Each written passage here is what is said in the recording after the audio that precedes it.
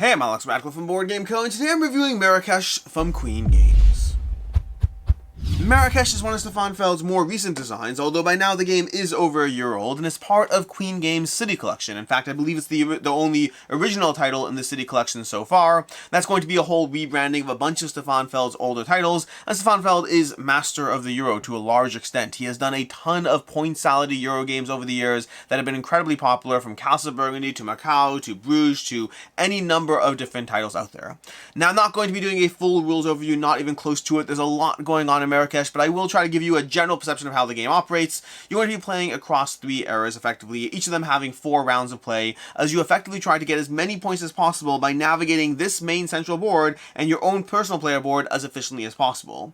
To that end, a big part of the game is going to revolve around these Keshis. You're going to get Keshis every single round, and players are going to select those Keshis, drop them into this cube tower over here. You're going to have all the players dropping in a bunch of Keshis coming in, 3 per player coming out every round, and then players are going to be drafting from whatever pops out over here. Players will be drafting the various Keshis to be able to put them down into the regions, all of which will power you up in different ways. There's going to be a bunch of different types. There's going to be 12 different colors to be specific, and each of them are going to operate different regions of your board and give you different ways to power up. You can have this blue area over here, which will help you go further up this little track over here of the river and get rewards for that. You'll have this area over here, which is going to give you various point scoring tiles you can try to earn, giving you more points than the game. This area over here, one of my favorites, is going to help you get a lot of these ability tiles. There's going to be 4 different colors of ability tiles, and you're going to be trying to get your hands on them as efficiently as possible to be able to give you one-time benefits and ongoing benefits to give you uniqueness to your engine as you play through the game. Down here, you're going to get a lot of resource production from the dates you're going to gather. These 2 tracks over here, the white and the black, are going to move your people up these tracks, and as you move up these tracks, you're going to get different rewards for the various intersecting lines between where you are on these tracks. Down here, you're going to have a revolving little marketplace where you turn these tiles and get rewards based on the number of viewers watching the various Keshis you have over here on these tiles. You have your city gates over here, which give you the opportunity to get these tiles over here, giving you points, placing them down to the matching region to get points, and giving you additional Keshis as you go. And then I think you're going to have down here, the last thing you're going to have is you're going to have the marketplace over here. The marketplace is going to give you 3 different areas to trade in orange, purple, and yellow tiles, all to go ahead and get either resources or these various jewelry tiles across the course of the game. And so these different regions, these 11 different regions, and I know it's at 12 because the 12th color is red. It's a bit of a wild in the way it operates, but it also operates like giving you water in these various regions. Having a red Keshi in an area means whenever you activate it, you're going to get resources, and you need to juggle these resources because you need to go ahead and feed your various people over here or pay that food cost as you go, but also being able to trade it in for so many of the things you're doing. Trading in water to move further up the river, trading in coins to be able to get these various tiles over here, trading in dates to get your ability tiles. There are so many things that you need in this game. You have to balance all those different competing aspects as you go ahead and pick the Keshis that are going to be coming into play, figure out what actions you're taking every single round, figure out where your precious red wild action is going every round, because that's the area where you have the most control or leeway of being able to push your engine just a drop further in this game. That's kind of what I'm going to go into. Again, there's so many, I'm kind of giving you an overview here, not going into the round sequence. There's so many intricate weaving parts as far as how this all connects together. But ultimately, 3 rounds of play, each 3 years of play, each year having 4 rounds. Each of those rounds going to involve you selecting 3 Keshis and also giving you 3 worker placement actions within your personal player board, and trying to combine these things as efficiently as possible, better than the other players at the table, as you try to get as many points as possible in Marrakesh. We're going to go ahead and dive into the review straight from there, because again, I usually try to give you more information about the gameplay. This would just turn into like a 30-minute long video just on how to play the game. There's a lot going on, and the nuances and intricacies are really... There's a lot going on. But as far as how to play the game, let's start off relevantly with the ease of play. The ease of play on this one is the rulebook itself is fairly clear, and the actual understanding of how the game operates is fairly clear. There's just a lot going on. There's just a lot of different sections. You have to explain 11 different sections to the players, each of them having their own rules and nuances, and that's after you cover the basic framework, which is not the most intuitive framework as far as how game systems operate. Grabbing a bunch of Keshis, which already is a term you have to learn in this game, but you will pick it up fairly quickly, and then trying to grab those Keshis, and that feeds into how you actually place your workers, but not 100%, because sometimes you're just trying to build up your Keshis first before you really worry about the workers. There's a lot of interplay as far as all the ways these actions operate, and a lot of abilities on top of that. So once you're done explaining the core loop, you have to then explain these individual sections. Then you have to teach everyone all the ability tiles that are out here, because you want them to have an actual understanding of what they're going for or fighting over as the game begins, which means the informational overload in this game is definitely present. I do not think it is that complicated. I think it does click fairly quickly, and by the time you're done with, that first third of the game, that first full year or whatnot, you will have a very good understanding of how the whole system operates. But there's just a lot of things to get there, and so it's definitely one that takes more of a learning curve to get people up and running. Once you do have that, then the game time ranges. Game time ranges anywhere between 90 minutes to 2.5 hours, I'd say. That's going to depend on how much you know the game and also your player count as well. You can have a good 2-player game knocked out in 90 minutes, maybe even a little less than that if you're really pushing it.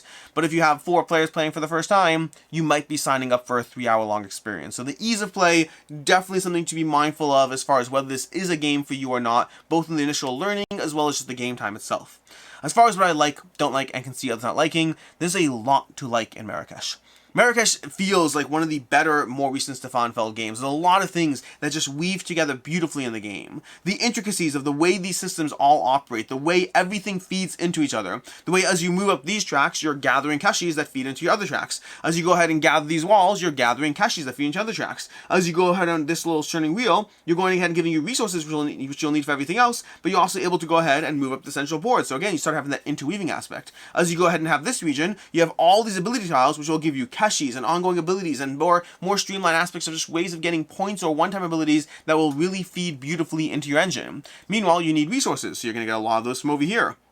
You also need to be mindful of going up the river, because as you do so, you're going to get ongoing either resources or points or even Keshis to go ahead and feed into even more point gathering. Going ahead and getting these tiles over here, which will give you points, but also give you those precious resources, which you need for everything else, but also need to feed your people. Meanwhile, you're getting these tiles over here that you have to go ahead and figure out what ties into those abilities as you go through it.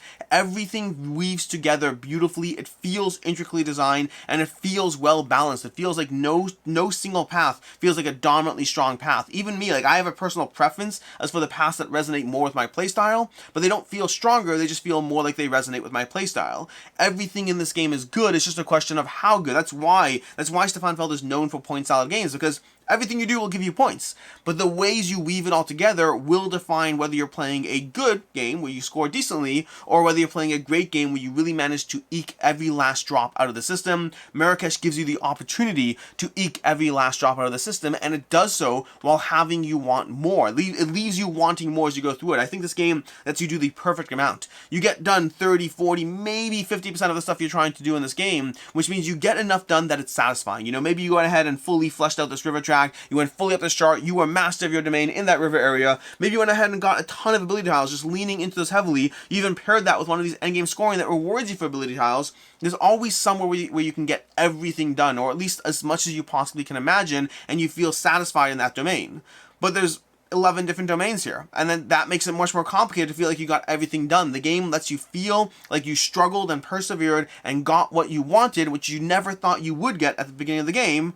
And yet, even with that, it still has you feeling like you want more. It still has you feeling like, okay, cool, I explored that, but what happens if I try a different angle to the game? What happens if I fully explore this other dimension of the game? You kind of want to dive into Marrakesh thinking, I want to touch, I want to go ahead and fully explore this. I want to see how much I can get out of this system, and then go ahead and do that, and everything else will build around that. And then next time you play, dive into another system. The game gives you a lot of variability from the entire way the game plays out, and then gives you a lot of room to explore that system, to feel accomplished, and yet still want to dive back in to try it differently the next time. The ability tiles, I cannot, as far as variability, the ability tiles and the sheer amount of these tiles, that's going to be a huge part of what keeps you coming back to Marrakesh if you're someone like me who wants that additional variability to the game. Because sure, the core engine as is, it's great, it's amazing, but if you've ever played Castle of Burgundy, imagine Castle of Burgundy with 4 times the science tiles. That's kind of what's going on in Marrakesh. You have the core game system, but then the amount of small different things that are thrown in through all these ability tiles, of which you have 12 available at any given time, but there's stacks full of them. There's 50 or 60 of these ability tiles, I don't know the exact count, but there's an absolute ton of them, and it gives you tons of ways to try to explore which things will help you the most, which ways will give you that one-time benefit, which things will feed into something that you're doing better or stronger. There's just a lot going on that gives you that additional variability, on top of a few small other things. There's the river perks, there's going to be some, your own individual scoring tiles. There are a bunch of things in the game that feed into that variability, but more so than anything else, these ability tiles and the sheer amount of ways that they interact with your system, giving you competitive advantages in the game at being slightly better than anything else else. I mean, even just one tile over here, which I've never gotten, but I want to get. This tile over here will make all your bystanders over here +1, making this entire rondel of the board a significantly stronger pathway than for anyone else. And you can get that tile and then lean into that. As soon as you get a competitive advantage, especially if you're playing at 3 or 4 players, it means you can't just, suddenly someone else at the table has to choose whether they want to try to actively block you, which in a 2-player game works, but at 3 or 4 it just usually doesn't, or alternatively you have a competitive advantage that they don't have, and you can lean into that as much as possible throughout the course of the game. And so those ability tiles are absolute gold, both in terms of the gameplay, but also in terms of the variability that the game gives you. And this is a game that will give you that, this is a game that will reward you for being good at it, reward you for diving into it again and again. You will get better as you play, but even that initial skill gap, if you're diving into Marrakesh as a, someone who's played this style of game, but not the game itself, you'll still do well, you'll still feel accomplished, but you will also feel like you get better and have a better understanding the more you play the system. There's a lot going on here to like. As far as things I don't like about the game, first of all, on a personal level, and this just goes to my own personal playstyle, I find the market over here, the purple, orange, and yellow tiles, just less satisfying. These are less tableau building. The more you get the tiles, and you trade them in, either for the jewelry over here or for the resources. It doesn't feed into the tableau building the way the rest of the system operates. And so for myself, or more than myself, I'd say, even just for my group, I find that we tend to resonate towards those less. And they don't feel like they're not strong. You can get a ton of things out of these point tiles over here, and they also feed into other aspects of the game, and so there's a lot of reasons to focus on them, but they do feel less to my personal playstyle in the game. The bigger thing for me, I'd say, is the cube tower feels completely unnecessary. This whole cube tower, which you drop a bunch of things in and it locks things in, that's a system that Queen Games has used before with Shogun, with Wallenstein. It's a system that's been used with, even before, Stefan Feld has used it as well for Amerigo, I believe. So it's a system that I've seen used before in Queen Games, and in other games I think it's worked for me. In Marrakesh, it kind of feels fiddly and unnecessary. It doesn't feel like it adds to the tension of, ooh, this extra Keshi is going to come out or not. It kind of, if anything, it feels needlessly unfair. The game does a great job revolving first player in a way that makes sure that everyone has an equal distribution of turns, and that goes out the window when you have some Keshis caught in the tower on one turn and falling out on another person's turn. To me, it feels like a completely unnecessary element that doesn't add to my experience, and if anything, takes away from the experience. I don't know if that's a commonly held opinion about this. I like the cube towers in other Queen Games games. In this one, it just feels unnecessary. Now, don't get me wrong, I probably sound more upset about it than I actually am. It's not that it diminishes the experience for me, but it definitely does not enhance the experience, and if anything, leans a bit towards diminishing, but it's not something I'm losing sleep over. It's just something that doesn't really add for me. I'll also say that the table space in the game is a little obnoxious. Over here we have a full game board for the players, we have an individual full player area over here, and imagine playing this game with 3 or 4 players, it takes up a lot of table space. A 4-player game of Marrakesh is an entire table hog. It is gigantic. 2 players is manageable, 3 already starts to get a little bit cluttered, and 4 is just crazy on this game. It is a very large game. Now, it's worth noting, I do believe they have an essential edition or whatnot of Marrakesh that I think has smaller components. I'm not 100% sure. I don't know all the versions. This is one of the nice versions, but not even the nicest version. There's like the deluxe, then the regular deluxe, then the essential edition. There's a bunch of versions of this game already. I don't know exactly where they all are. All I can say is the one I have on the table in front of me definitely feels a little larger than it needed to be. It's nice at times, and other times it kind of gets in the way.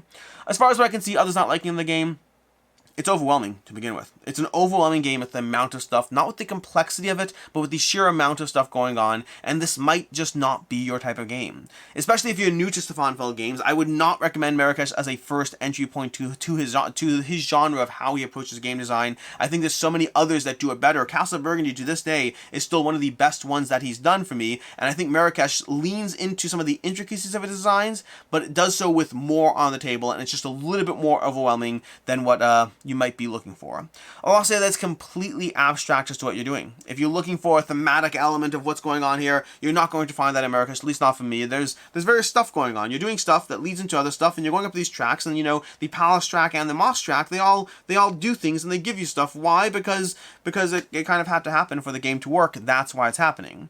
Speaking of the things that have to happen for the game to work, you'll find that as you get to the end of the game, the last final round or so of Marrakesh, I find, is usually a very heads-down experience where players are just trying to math out and eke out every last element of can they actually make all their final plans and strategies work in the game. The game is heads down to begin. I mean, this is very much a game where you're working on your own engine to begin with, but definitely in the final rounds of the final year, you will find that players stop talking to each other and really start mathing out, well, if I do this, I'll get those 2 dates, I'll get that 1 water, I can spend that 1 water and get that. I can also go ahead and get the extra Keshi there, but that will leave me fine, and then I'll have enough to go ahead and deal with my people. But if I do it that way, but if I do it this way, I can go ahead and get the water and that ability tile. That will feed in. You're really trying to eke out every last thing in the final rounds of the game, the entire game, but additionally the final rounds of the game. As far as final thoughts on Marrakesh, I really enjoyed this one. I played this for the first time when it was in prototype form, when it was right before the Kickstarter, and then from there, I've tried diving into it multiple times and getting multiple plays in. In general, when I review games, I like to play games multiple times, and especially heavy Euros I find are a little harder to table as often as I'd like. And so this one has been getting those intermittent plays for a while in the past year plus that I've had it, and it's one of those things that just every time I dive back into it, I am constantly impressed with how much I enjoy the experience.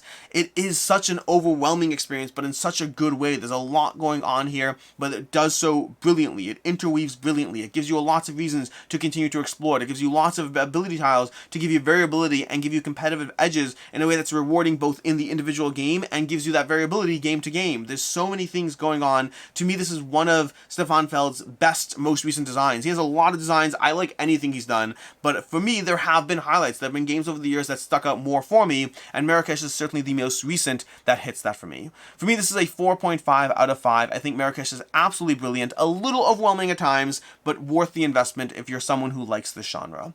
As far as other game recommendations, first of all, an older one that's not as often touted, I find Bora Bora is still one of my favorite Stefan Feld games. Very, very intricate systems, lots of things going on, very rewarding dice placement. It's not one that gets as much hype and buzz as other games from him, but I think it's absolutely fantastic and worth checking out. And then I'll also say that, strangely and weirdly, to me, Marrakesh feels a little similar to Merv, the Heart of the Silk Road from, I believe, Osprey Games. That had very similar elements, even just the way you have these castle tiles that are going into the board, lots of similar interweaving elements, lots of different sections going on. To me, Marrakesh is more towards my own personal taste, and I prefer this one, but I think if you try one, if you like one, there's a reason to believe you'll like the other. They do have similarities to the ways they feel. That's Merv, the Heart of the Silk Road.